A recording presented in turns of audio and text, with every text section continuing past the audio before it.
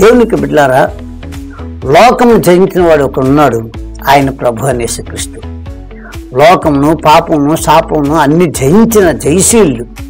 అటువంటి జయశీలుడైనటువంటి దేవుని బిడ్డగా నీవు నేను కూడా మళ్ళీ పిలుచుకున్నాడు కనుక, మనం దేవుని బిడ్డను కనుక మనం కూడా లోకాన్ని జయించగలుగుతాం. ఈ పాపిష్టి జీవితం, శరీర బలహీనతలు ఇవన్నిటినీ జయించగలుగుతాం. ఎప్పుడు జయించగలుగుతాం?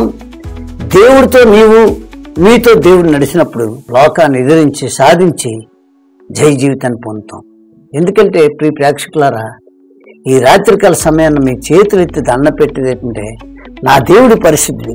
ఆయన కోటాను కోట్ల దేవదత్తులతో, కేరేబులతో, శరాపులతో గాన ప్రతిగాన్ని ఉంచున్న ఆ ప్రియ పరలోక తండ్రి ఆకలి దప్పుకులేని రాజ్యంలో యుగయుగాలు ఉండాలని అంటే ఈ భూమి మీద పరిశుద్ధత, యథార్థత, నీతి కలిగి జీవించడానికి ప్రయత్నం చేయాలి. ఎవరైతే ఆ విధంగా జీవించడానికి ప్రయత్నం చేస్తారో ఆ వ్యక్తితో పరిశుద్ధమైన దేవుడు ఉండగలుగుతాడు.